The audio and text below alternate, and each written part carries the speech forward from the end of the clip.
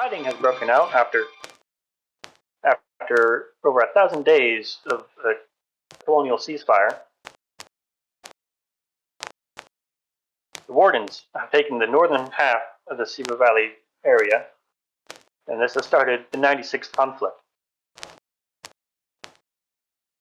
The 96th conflict started 1 day ago, and current fighting is heavy across Fisherman's Row, Granite Coast, Lockmore, Lynn Mercy, Deadlands, Drowned Vale, Morabin Hollow, Inlet Shore, Godscroft, and Tempest Island. With current casualties in the Deadlands at Warden casualties at 1,900 an hour to the Colonials 1,500 an hour. The Deadlands is facing the heaviest fighting in the Siva Valley area,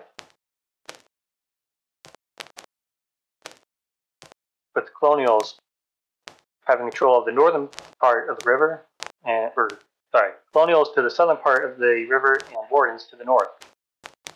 So it looks like Colonials taking the abandoned Ward town base in the center. Total casualties so far are coming in at Wardens 18,913 to Colonials 17,575. Make a total so far in this conflict at 36,488.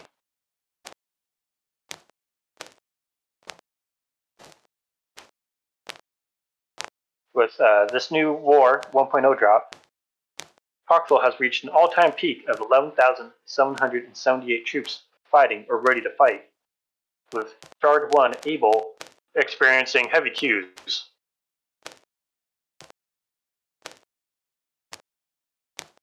With the 1 update, it brings a bunch of new armor, logistics options, and weapons to the fight, with a lot of it being mid to end game levels of unlocks. We are currently deploying PressCorps reporters to the area to find out more on the front line, as well as our storm chasers. The storm chasers are all volunteer based. We do not take any weather data from the API. And if you would like to submit weather data, or view weather data, you can go to presscorpsradio.com/weather to find out more info on how to be a storm chaser, or to view live weather map. If you don't want to be a storm chaser, that's totally fine. We just ask that you head over to our Discord channel and post your weather findings in the general text chat.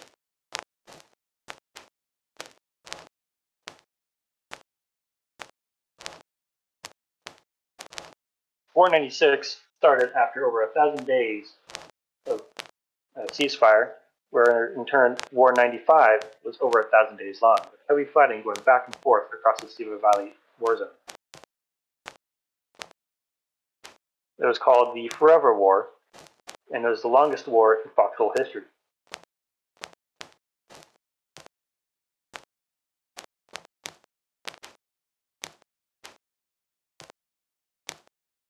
Excuse me here, I'm sorry, I'm trying to take a look here at current casualty rates across the area as they come in. At the start of every war, it's real chaotic. For instance, the Orebreaker Isles, Colonials have started a northwestern advance into the area, taking Lion's Head.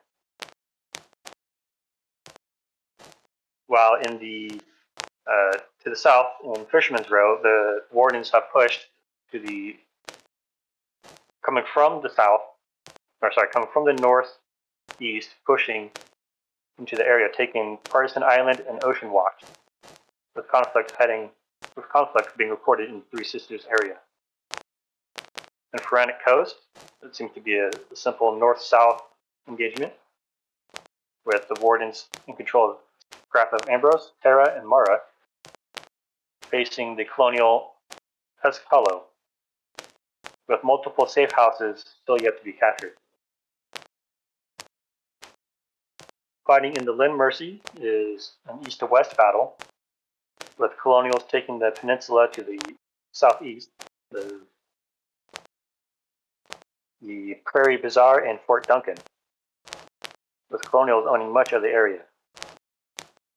In the Deadlands, that's still a north to south battle, over the abandoned ward Middle Island. In the Drowned Vale, the wardens have pushed into the area, taking Loggerhead to the northwest. Pardon me here, sorry, this information is coming in slowly here. Trying to update the info here for you guys.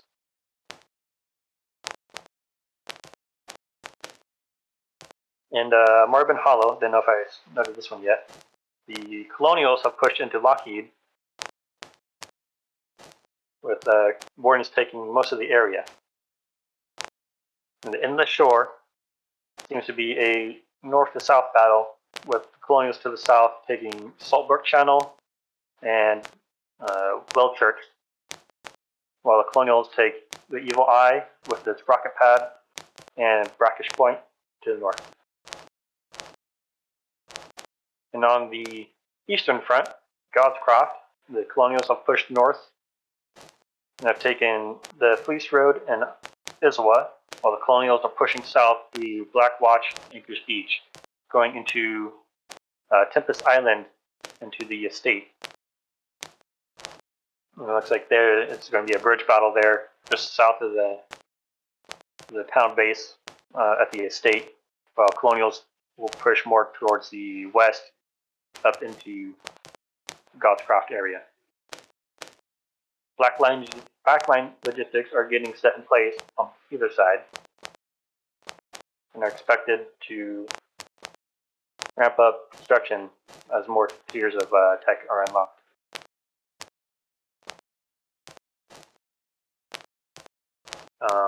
In the Lynn Mercy area, the wardens have currently lost the Ranch Savage Mine, and in Front Coast, the Colonials have lost the Savage Mine there. And the Front Coast area of Maka's Savage Mine is currently under destruction. That was later lost. While we wait for more reporters on the front line, we're going to turn back to the music, and we'll keep you up to date on the latest. To the Press Corps, I'm Zack Dawson, bringing you a quick update across the Foxhole Valley War. In the Drowned Vale, the Loggerhead area to the northwest was under warden control, the town hall there, but it has now been lost, with multiple colonial units moving into the area to secure Loggerhead. Current status, go to our map here, current status in the Drowned Vale. Current warden casualties are at 300 an hour to Colonials at 512 an hour. With total casualties being above 20,000 an hour throughout the valley. Total casualties for the Warden stand at 23,678 to the Colonial 22,011. But again, the total being above 20,000 since the start of this war. Oh, and then just now, the Colonials have taken the Loggerhead town base. And that area of the map is now under Colonial control, with wardens coming in from the north at Moraband Hollow and what is this one? The Deadlands, making their way to try and take back Loggerhead.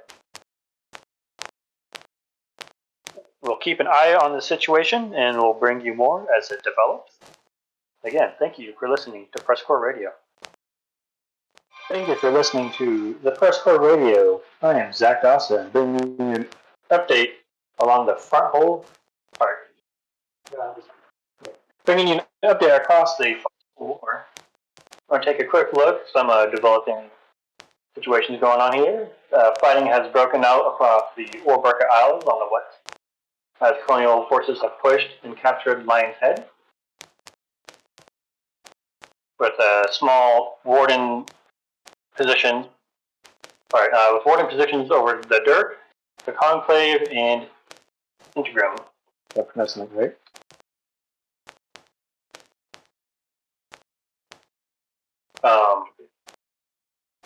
While the Colonials push north into Lion's Head, the Wardens push south into Fisherman's Row, taking Partisan Island and Ocean Watch, with Colonials moving up the road from the Three Sisters and from the right road, trying to take both roads and the crossroads into Ocean Watch Town Hall, Relic Base. Moving across over into Frantic Coast, the Colonials have secured the southern part of the region, with Wardens over in Husk Hollow building encampments across the reaping fields. The Colonials currently have control over Husk Hollow and are currently trying to push the Wardens back.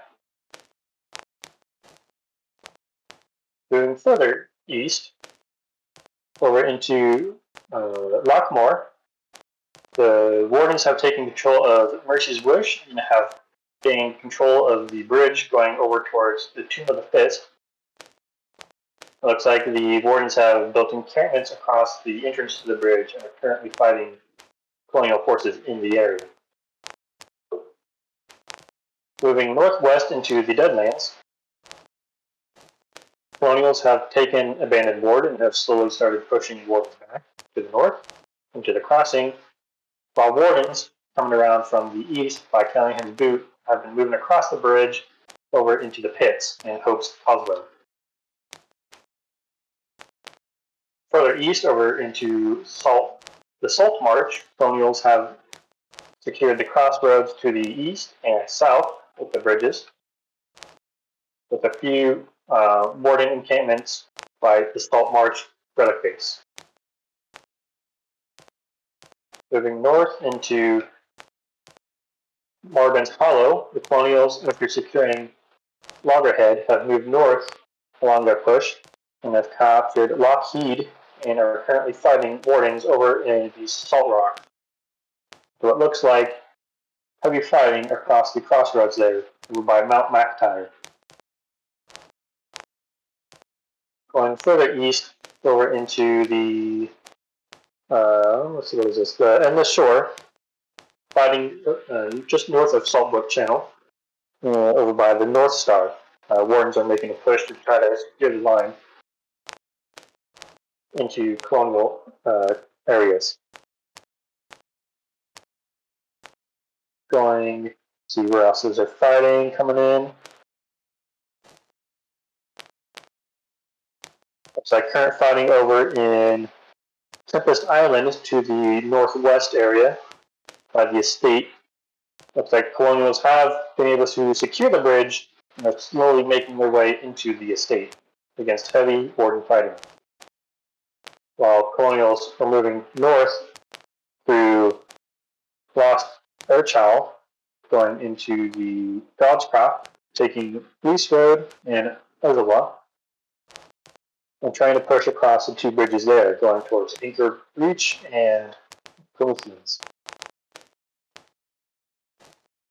Current casualties for the areas for Orbarker Isle, which has now seen fighting, currently has 259,000 Warden deaths an hour to the Colonial 305 an hour. Fisherman's Road, just to the south, more heavy fighting as the Wardens push in from the north to the south into Fisherman's Row. Wardens sitting at 1,100 an hour to the Colonial's 1,100 an hour. To the northwest and Frantic Coast, current casualties for the Wardens are 1,600 an hour to Colonial's 944.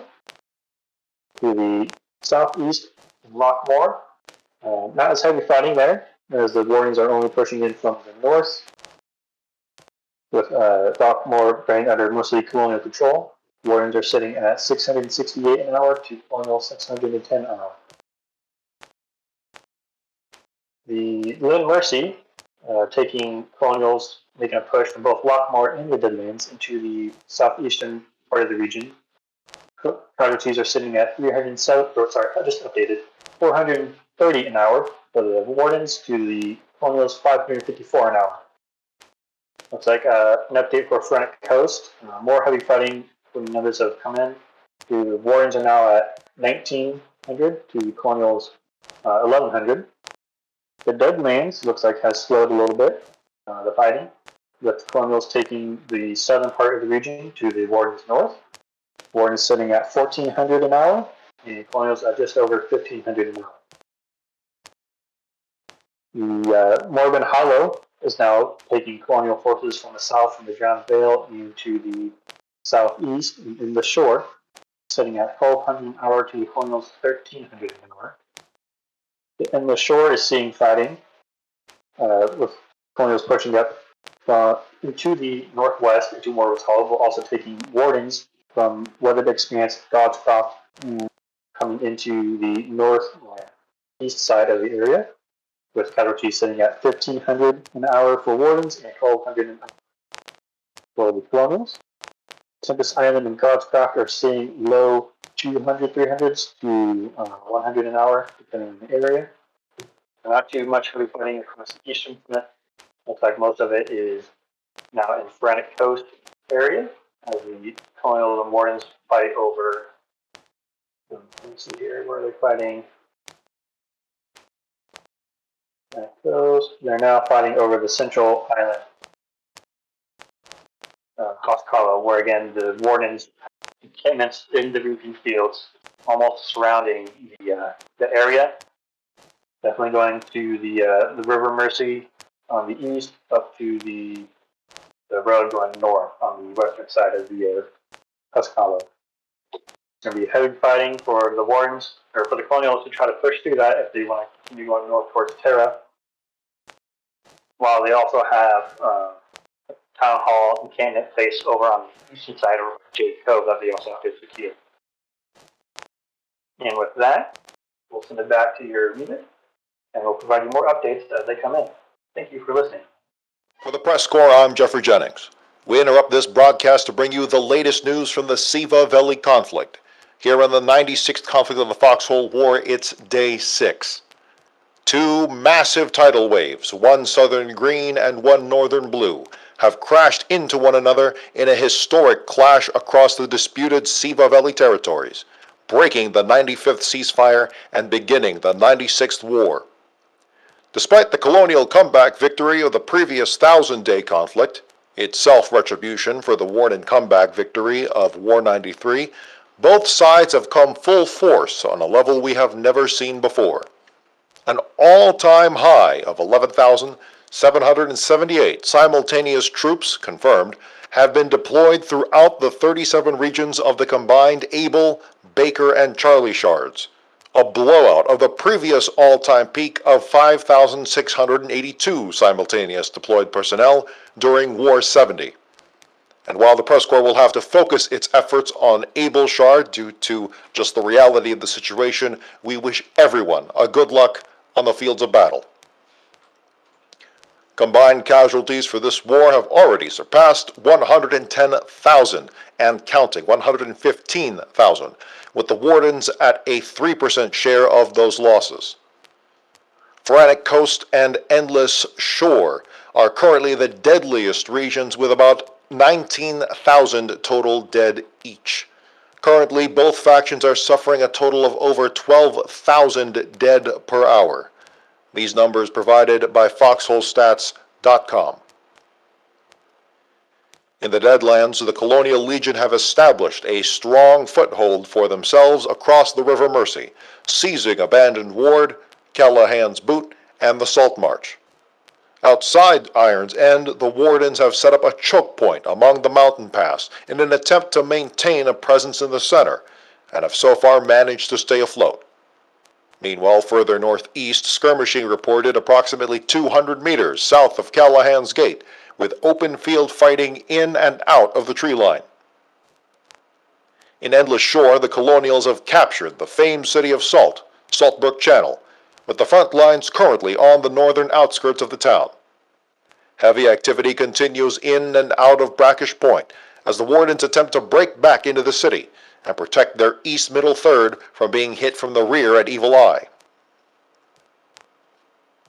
In Frantic Coast, the line has been drawn diagonally across the middle thirds of the region, with the Wardens piercing through the reaping fields and threatening the collie town of Husk Hollow, the vanguard of the colonial position in the region. While the Legion holds both safe houses for now, near Husk Hollow, intense infantry fighting across a wide front is tearing down the defense. Conversely, the Wardens at Scarp of Ambrose fight to maintain the high ground as colonial forces from Jade Cove and Apollo's Landing march northward in an attempt to gain a flank. In Fisherman's Row, the wardens from the neighboring region of Whorebreaker Isles smashed through the collie foothold in that region and fought their way downward, first capturing Peript Landing before coming back up and flanking the town of Blackwell, linking their position with Partisan Island in the region's northeast. This leaves the Colonials in a precarious position, having to defend their wide-open position at Idolo, but also eyeing a new opportunity to cut off the thin connection at Ocean Watch. So far, the PressCorps Weather Service reports on able-shard, sunny skies throughout most of the front line. Please note that this is a beta version of our weather service, and if you'd like to volunteer to become a storm chaser, stop by PressCorpsGaming.com/weather. Scroll down to the bottom of the page, and you'll find information on how to become a volunteer storm chaser. Help us expand our knowledge of what's going on in terms of weather throughout the Foxhole War. That's about all we have time for now, at least in terms of fresh information, but make sure to stop by PressCorpsGaming.com as well as the PressCorps Discord and share your stories on the air.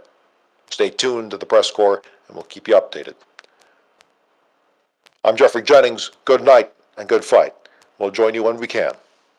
Attention, for the PressCorps, I'm Geoffrey Jennings. We interrupt this broadcast to bring you the latest news from the Siva Valley conflict. Here in the 96th conflict of the Foxhole War, it is Day 9, the early hours of Day 9, and we now go to PressCorps Colonial correspondent Moth B Mann, live from somewhere in the Deadlands. Moth?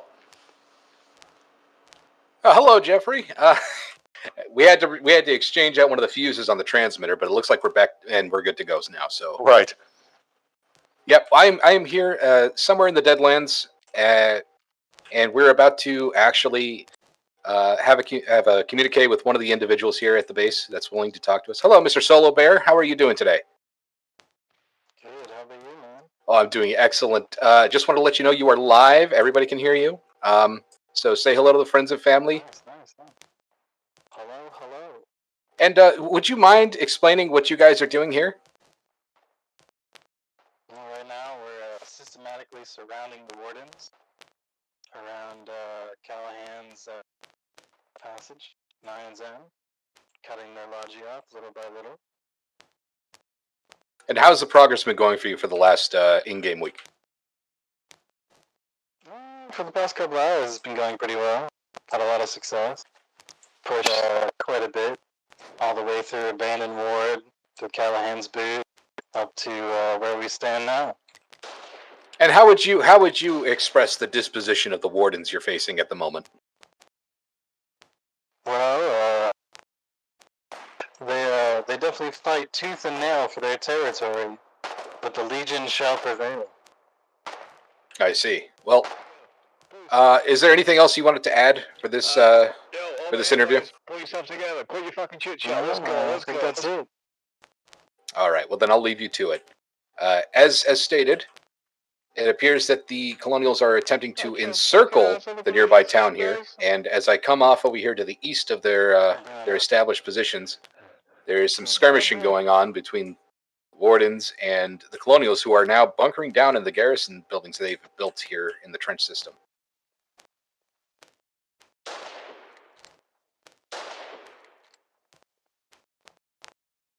I'm not too sure on the exact number of Colonials who are here, but I do know that there's a formidable force here, enough to build a series of entrenchments here, actually moving further northwest as I move along here. It sounds like the Colonials are itching for a cutoff, and from the Warden perspective, I would be a little concerned about that, considering that the Colonials did manage to move so fiercely in the opening days of the war, past, or through Callahan's Boot, capturing that, as well as Saltmarsh and even Loggerhead further southeast. So let's get the Colonials, here in the very early phases, while we're trying to still figure out who will take the upper hand here in the first phase. Looks like the Colonials are well on their way so far. Yep, and as I moved further northwest here, it looks like one of the Colonial engineers comes under fire, and now the Colonials are returning fire up towards the north. So it's clear that there is an active front line with low intensity here at the moment. Though that seems subject to change here as more wardens start jumping in. That's a kind of a rapid advance if you consider just how much distance. That's going to be about 500 meters from the river at Callahan's Boot and Saltmarsh, South Saltmarsh. That's got to be more than 500 meters, as much as 600 meters, all the way up there to the belt, and just on the outskirts in of the town. span of a week, in a war that momentum is usually graded in maybe dozens of meters. This is rapid, very rapid, and let me get out of the way here. Yeah, that's a far cry from the Husk Hollow situation in Feranic Coast, where it's just bitter fighting across an open field already filled with trenches. I wouldn't be surprised if most of the push is coming from that direction, and everybody else here is just holding their positions here, and the Colonials are attempting to exploit that. That may very well be a strategy that's being implemented now, but at the same time, I also am concerned, at least I would be concerned from the Colonial perspective, that they are overextending too much without securing the positions they've already gained. Abandoned Ward is clearly a bastion right now. I walked through the town before I came here, and it was quite tight. How come you have a different skin? Well, we don't know exactly what's in reserve on either side, particularly since everything is employed. Everything is being thrust upon the entire front.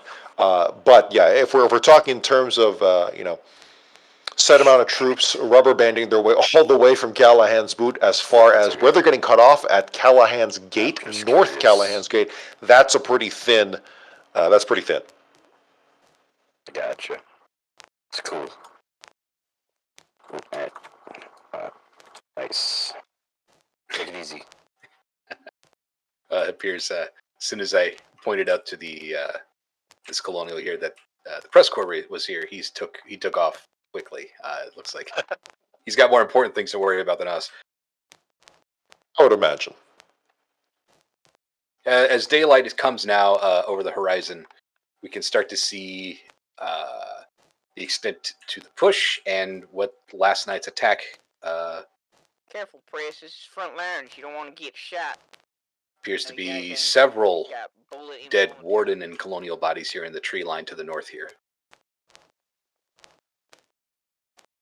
Oh, actually, many more as I walk through the forest here. Coming through this small grove of trees, there's about 24. There's far more than what meets the eye. There's a lot. So this open expanse here next to this grove seems to be where most of the combat's taking place.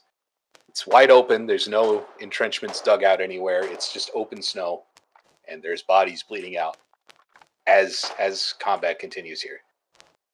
If you're just joining us, we are with PressCorps Colonial correspondent Moth B Mann in the northeastern sectors of the Deadlands, observing the Colonial salient that is about on par or past Callahan's Gate, still within the region, and threatening at some kind of logistics cutoff from the northeast at least.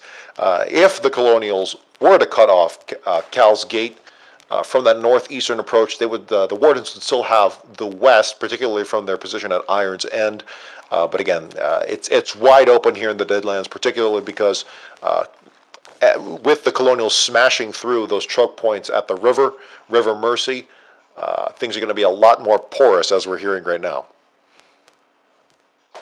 it seems the way things are turning out right now, that the Colonials do have a tenuous foothold here in this sector.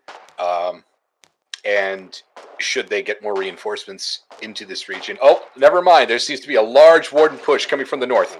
For sure. At Keep least yourself 2 dozen safe. soldiers. How 2 dozen? There's 2 dozen men here. They are rushing the rifle garrisons here with high explosive grenades, mammon grenades, and they are attempting to push through.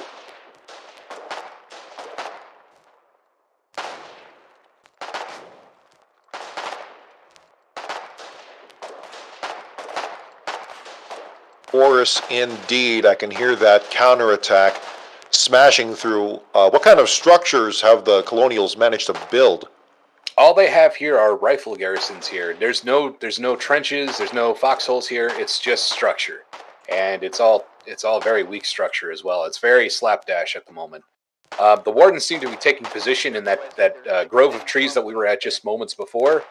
They seem to be trying to coordinate and rally together before they make another push, and here they come.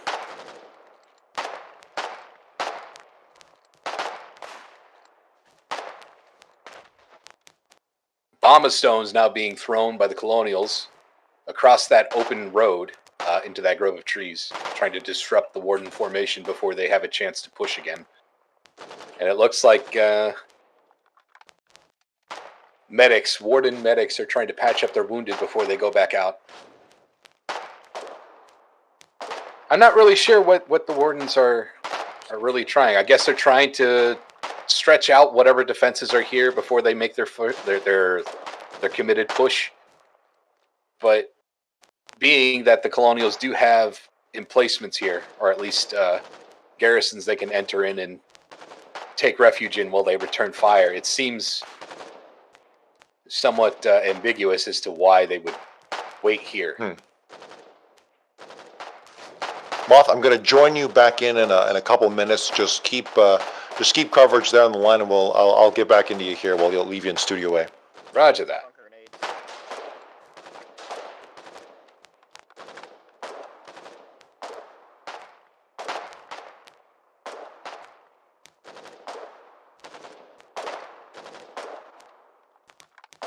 Coming to our east. They're flanking us. Looks like a section of the Wardens have decided to flank to the east, and they are now pushing towards the watchtower at the furthest extent of the bunker base that the Colonials have here. Colonials now being pushed back into the trenches of the bunker base as the Wardens begin to push here on this flank.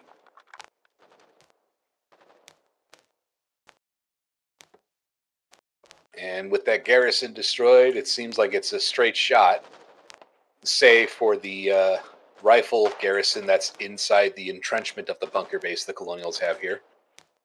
I'm sitting inside the trench watching the battle unfold right now. And it appears that... Stay back, Press. Don't get hurt.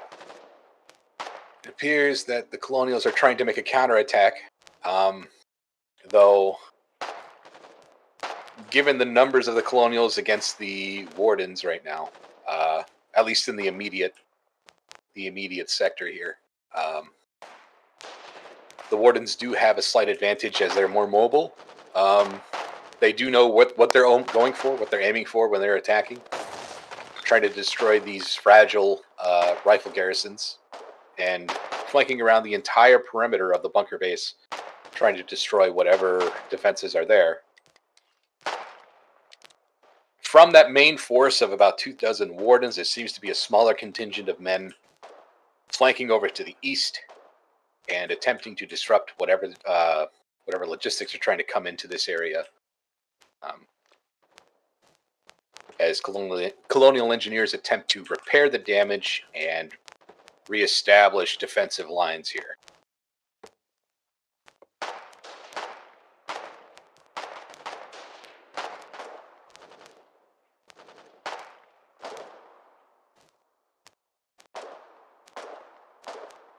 As combat keeps raging to the northwest, I'm going to shift a little bit to the south to see how things are looking over here.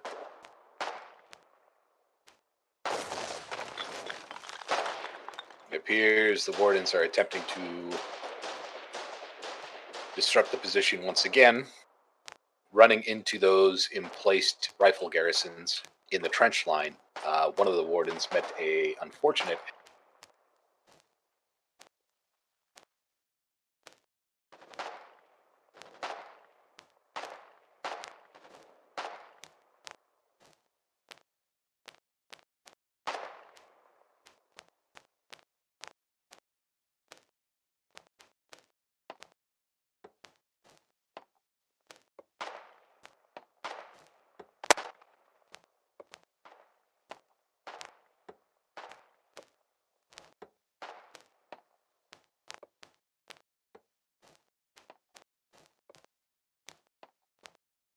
Seems the gunfire has died down a little bit. I'm going to head back to the northwest and see what's going on over there. Got to get up out of this trench.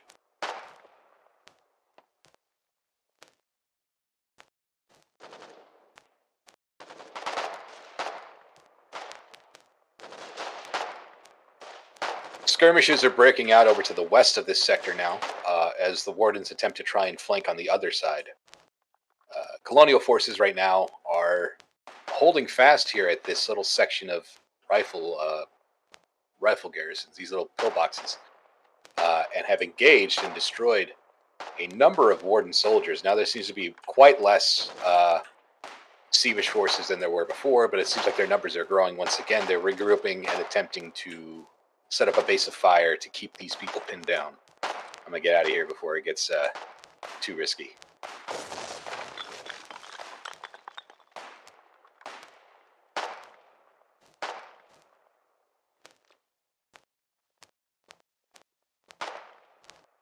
It appears the wardens are quite concerned about the establishment of this bunker base here.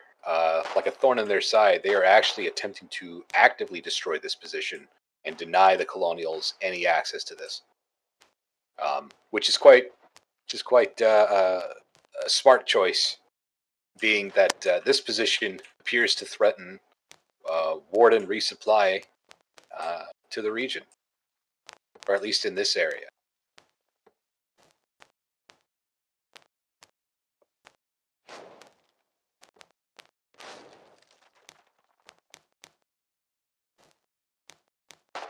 Moving to the west now, it seems the wardens are now trying to flank west, trying to poke holes into the defensive line here.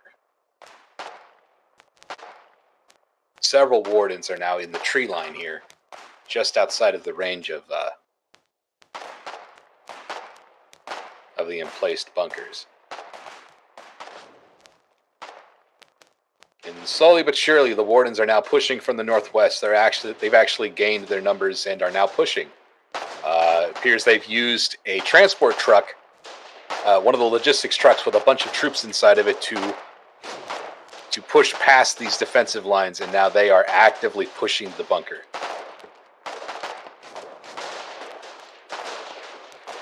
So falling back now to the bunker, they are now attacking it directly with Mammon grenades, and they are now in the trenches.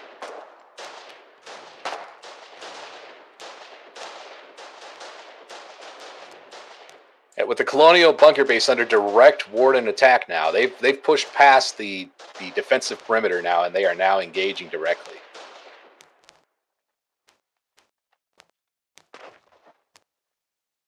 Moth, I'm back in, and I've been listening to the broadcast.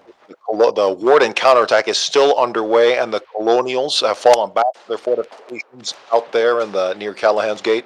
That's correct, Jeffrey. It appears that the wardens have managed to push through that defensive perimeter to the northwest that we were at just moments before.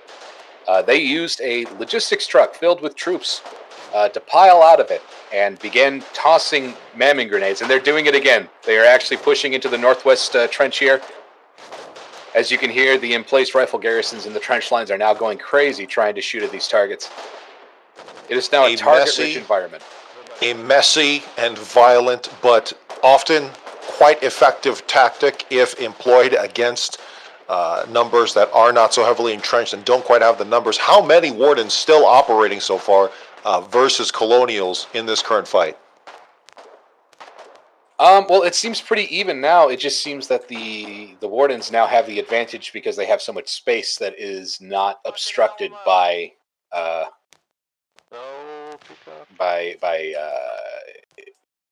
emplacements returning fire on them, so now they can actually just push freely from the northwest down to this bunker base. We got lots of B-Mat, what the fuck?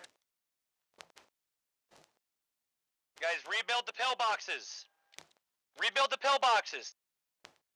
Pull wire on the front of that trench. As you can hear, the Colonials are now trying to organize a far more robust defense in light of the recent Warden push. Hearing someone really take charge there. Who is that, if I may ask? I forgot. We have That appears to be I keep forgetting. Oh, you can't. Bad Man Larry right now, leading the defensive efforts right now. Okay. Build more pillboxes. Well, that's I won't mention anything else. But yes, the Colonial position. How would you describe the Colonial layout of this base? As somebody who's built defenses before, my time at the PressCorps, I honestly would say it could use some improvement. It's very slapdash, as I stated before. It's not very robust, but it does have intersecting fields of fire, so that's a plus. I would say the one weak point right now, from what I can see, are the northwest and southeast edges. And as I say that, the Wardens begin to push to the north and destroy one of the rifle garrisons. Redig it and rebuild it. They are pushing very hard now. Fierce fighting here in the northeast Deadlands as the Wardens attempt to give themselves some breathing room against this Colonial forward position.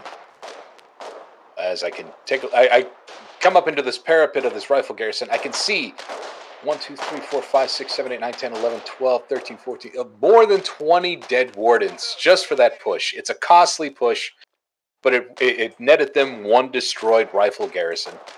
And that is now being rebuilt. The foundation's now being rebuilt. And it appears that the Wardens noticed this and they are attempting to take advantage of the situation by mustering another push. I can hear them coming now from the northwest as Colonials who have tried to skirmish the line are now being pushed back. We'll have to continue to see just how that fight plays out. But in the meantime, we are going to go back to music. Moth, thank you so much for your report thus far. We'll see where you wind up next here in the wide world of 37 regions across a massive continuous war that is Foxhole. For the PressCorps, I'm Geoffrey Jennings, joined by PressCorps Colonial correspondent Moth B Mann. For the PressCorps, I'm Geoffrey Jennings. We interrupt this broadcast to bring you the latest news from the Siva Valley conflict. Here in the 96th conflict of the Foxhole War, it is day 8. Colonials seize early gains in the center-east, while Wardens in the west capitalize on initiatives there.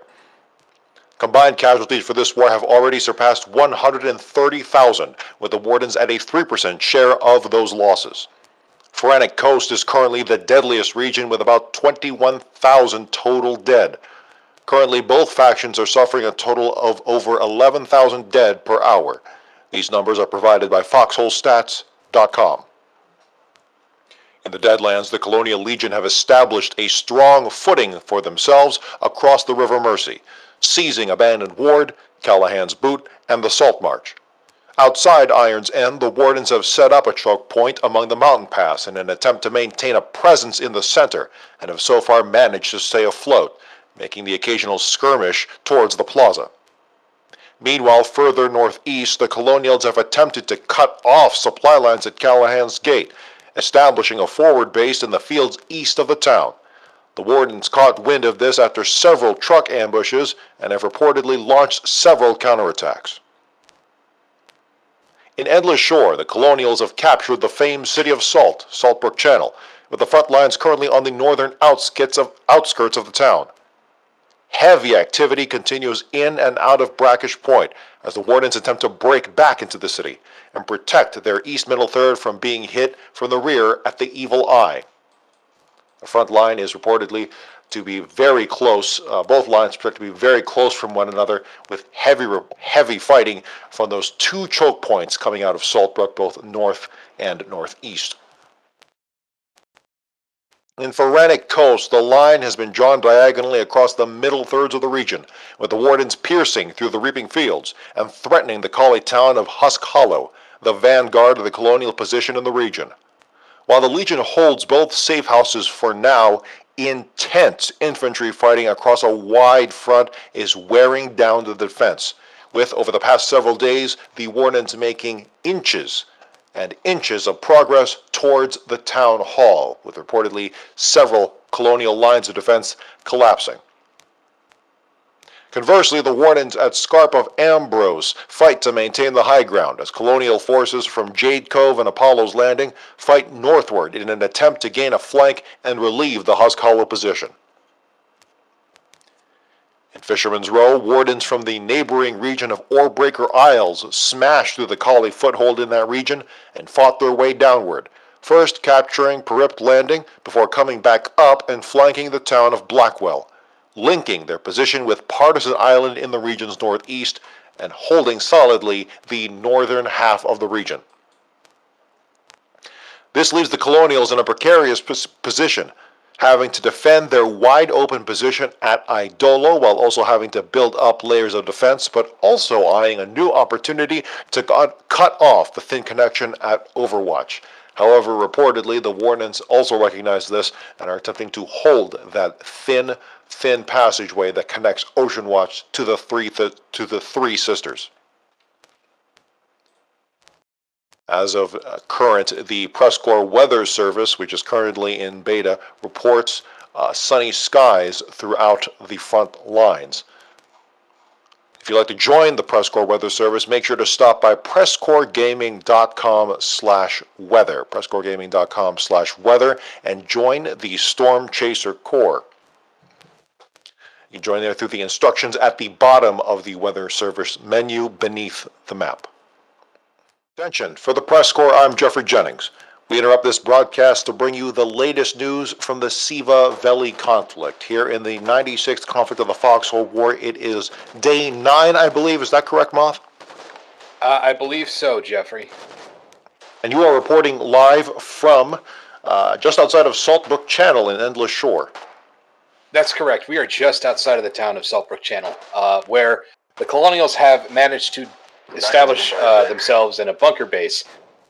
Appreciate it. However, somehow in a strange twist of fate, the Wardens have also managed to build a bunker base just across the road from them. I'm not even talking about from vertical along the road. I'm talking literally kitty corner from one side to the other, from west to east, right here next to this rock wall. So combat right now is fluid, it's intense, but it's also very stagnant. Colonials will push up with mammon grenades to try to destroy an emplacement. The Wardens will come back on the other side and attempt to do the same, and it's just been a back and forth all day, apparently. Moments like these, it pays to have defense in depth. How deep would you say, how many layers of defenses would you say the Colonials have thus far? I see at least 3 here at this position, but right to their backs is the town itself, and there's even more bunker complex behind it. So, do you have any eyes on the Warden lines right now? I do. I see a large expanse of trenches and rifle garrisons, machine gun garrisons, barbed wire, sandbags, and just a lot of tracer fire right now. I can't see any Wardens, but I know they're there. I can see the tracers. Safe to say we are, without a doubt, here in the early war. Plenty of trenches, trench lines, and bunkers being placed. The 2 major choke points around Saltbrook Channel that really just dominate that fight there. There is a flank position west of Saltbrook that does cross regions, but I don't think there's too much happening there at the current moment. Really, this fight is centered around these 2 major choke points, one straight north and one northeast of the city center. That's correct. There's also another colonial encampment to the east of this position, across this small mountain range, nearby City Fall. And they are also engaged with a Warden bunker complex just across the road from them. So right now it's very much entrenched, this position just north of Saltbrook Channel. Of course, further north from Saltbrook is a town called Brackish Point, where the Wardens have full control of, and they have 3 choke points going into that town, so it doesn't really matter how you slice it. They're going to have to enter through a choke point to actually gain dominance in either direction for either faction. So it's very much tied down here right now.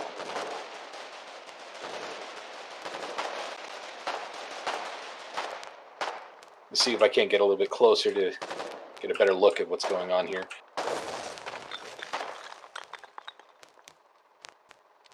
It appears on the western side of the road, just in front of these machine gun pillboxes from the Colonials, the Wardens are attempting to try and buttress their defenses by placing sandbags and trying to rebuild the structures that were destroyed by a Mammon rush. And it looks like a Colonial truck has just pushed through, trying to break up any defenses, and that was met with failure, as you could hear, as the truck was destroyed. But now a few Colonial troopers are coming in to try and capitalize on what little they can.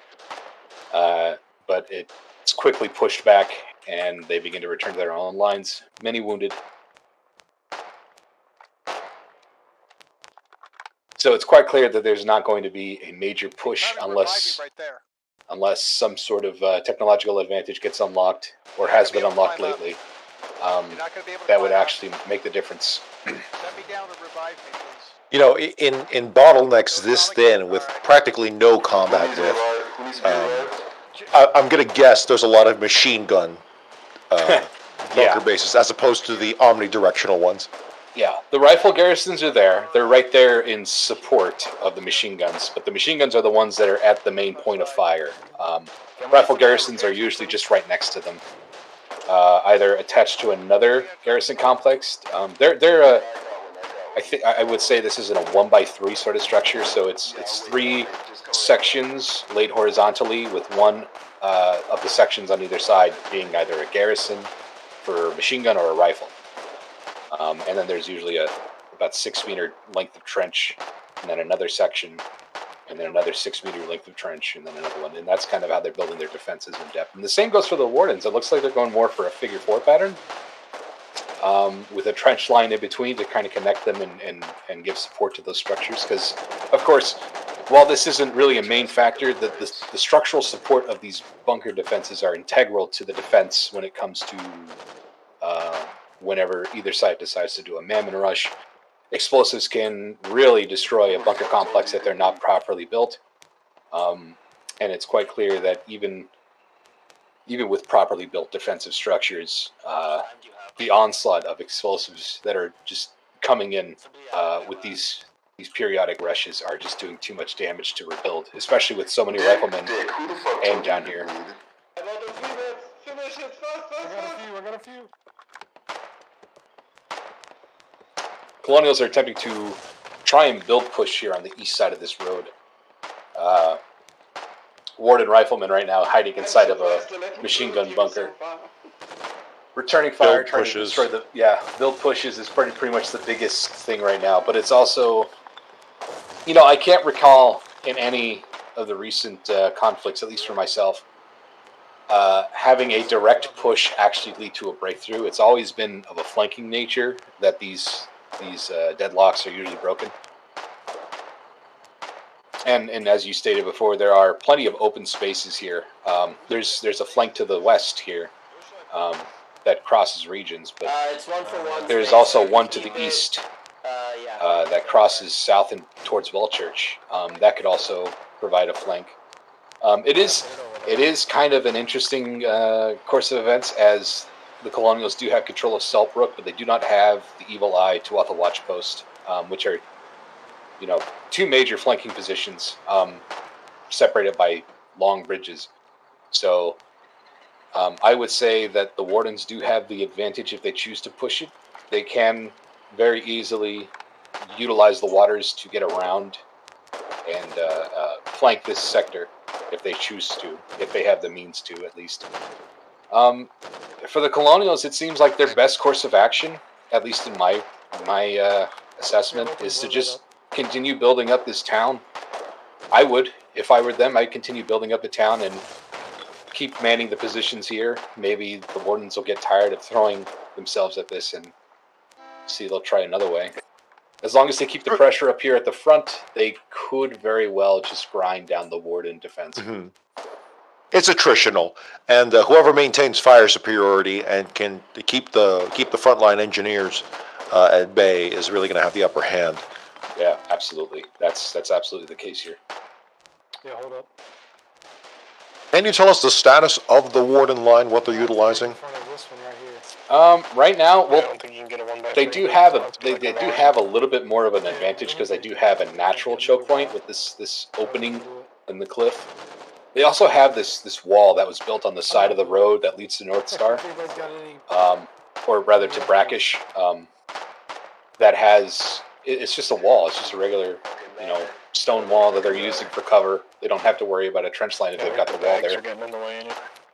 The wall is also retaining in one of the pillbox structures, so it's very much working to their advantage because it funnels the colonials in. They have to either jump the wall or move along the openings to the wall, which is right in the way of these guns. On the west side of the road, they did have a bunker structure here, but that was destroyed, and the wardens are now trying to keep the colonials at bay by mounting rifles behind sandbags that they've built. Just beyond that seems to be a trench line. I can't really get a good look at what's going on, but it looks like it's once again one of those attritional things. It's very much a deadlock right now.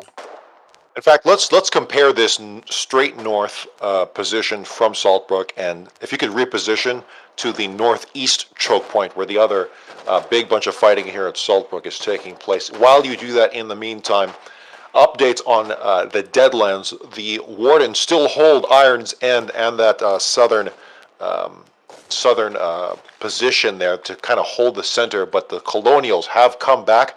It seems they have fended off the Warden counterattacks. No word on those Colonial positions if they're still there east of Cal's Gate, but the fighting still very much active on the very outskirts of the town of Cal's Gate, with reported fighting happening at that southern safe house southeast, on the southeast corner of the town. Meanwhile, in Pharaonic Coast, fighting, heavy, intense fighting across the reaping fields as the Colonials have their back against the town hall at Husk Hollow. Both safe houses still intact and covering the flanks, and the Colonials reportedly utilizing those flanks, but the Warden still bearing down on that position.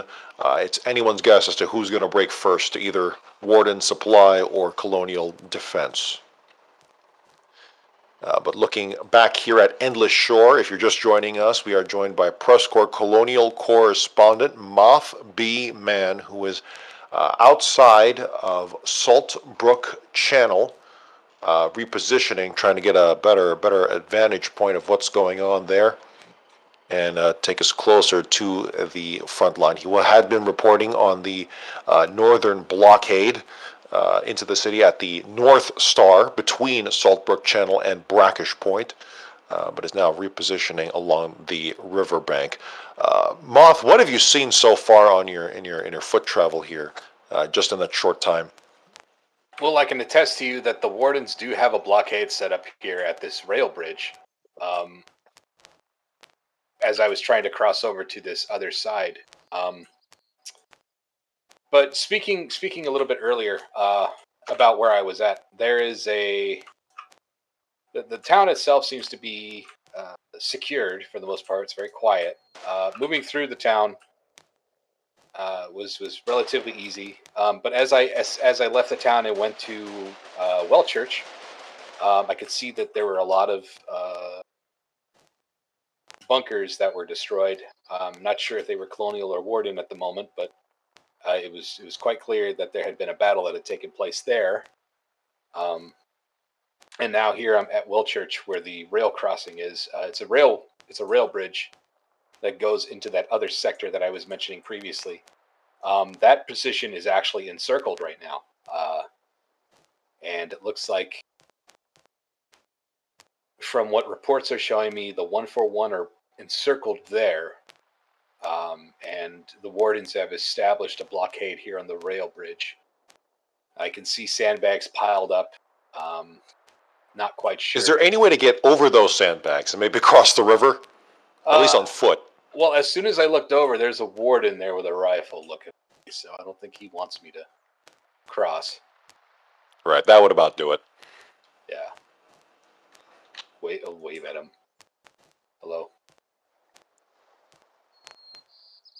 Oh, he probably just gave me the finger.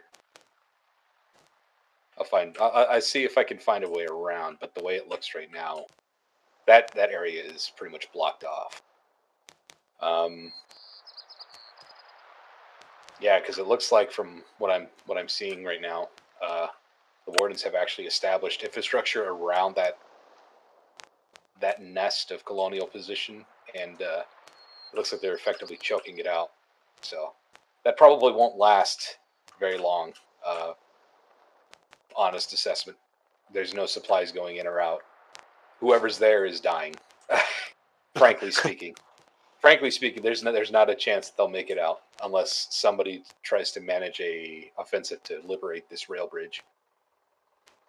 You know, rail is something that is new to the conflict here in Siva Valley, and we have yet to see truly those things develop because this is the first time trains have returned to the world. And by when I say return, I mean before War I and before any kind of combat whatsoever. This is really the first time any kind of train usage is seen here. We're already seeing the infrastructure being laid out. Now, granted, a lot of it is stunted and, as you said, being blockaded, but it is interesting to see how these logistics personnel are going to try to utilize this pre-existing infrastructure, which I believe this rail bridge is here that connects the two ends of Endless Shore, the north-south. But it will be interesting to see who uses it and how it will be used, particularly maybe not at the front lines, but as one side pushes past the other. That may be when we'll see it several days from now. Yeah, it's actually quite interesting to see that rail infrastructure has been approved for use in the combat area for the last 96 wars, or 95 rather. Mm-hmm. It's been kind of a strict no-no. I'm not really sure why. However, I am quite certain that this development with the infrastructure, it has to be because the infrastructure in both sides has been built up back home to the point where they're actually capable of running trains and willing to lose them in this sort of conflict. They believe well, that it took them a couple hundred years, but they finally got around to it. And for sure. Just in time for the war to continue. Yeah, that's for sure. Oh, there's a barge here. There's a warden barge trying to, I guess, survey what they're doing. They're scanning. They took some fire, and now they're moving on their way. Let's see if I can follow them. Naval combat is something that we still have not seen in a true scale, and that may be next on the menu, but much further down the line. For now, we're going to enjoy what trains we've got, or at least the prospect of them. But regardless, if you're just joining us, you're listening to the PressCorps, particularly PressCorps Colonial correspondent Moth B Mann, live from Endless Shore, originally covering the battle at Saltbrook Channel, but now looking at the flanks and seeing how much of that infrastructure is continuing to be built up in the back lines. Looks like Colonials managed to get on their own barge and are now giving chase to the wardens. Looks like there's just a bike aboard, apparently. Bikes are quite important. Unironically, they are good for scouting missions, so I'm quite sure that is probably what they're doing, unless it's, I don't know, some sort of backdoor deal where they're trading bikes for food, I guess. Fun fact, bicycles are one of the very few approved vehicles that can be driven by PressCorps reporters. This is true. It's actually kind of sad they took the bike. I'll have to find another way to get around here. But it looks like, from previous statements and my assessment, whatever is being choked out back over there on that eastern side of the bunker complex, east of the North Star is probably going to get destroyed within the next day or so. It seems very, very certain to me that there's no way that the Colonials that are there entrapped are going to find a way out or manage to find a way out unless somebody from the outside breaks them out.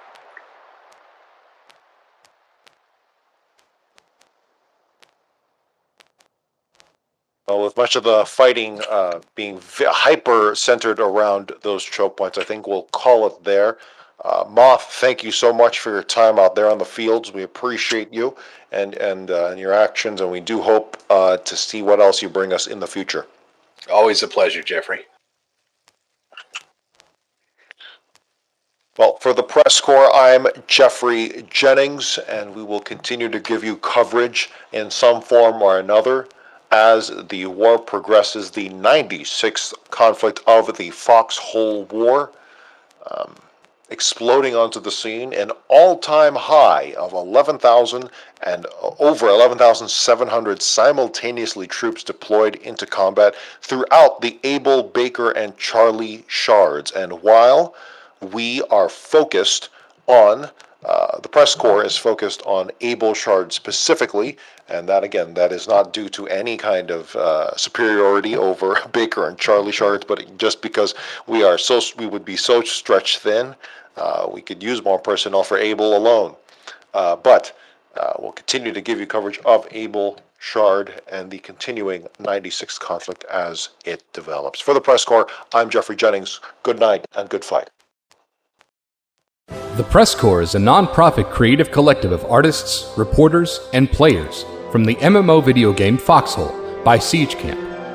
Our mission is to engross our audience in and amplify the stories of this unique war ecosystem. The Press Corps was founded in early 2018 by former PlanetSide 2 Radio Free Araxis host Captain-in-Arms. It is a separate community entity and is in no way representative of Siege Camp. For more information, visit the Press Corps Discord through the link below.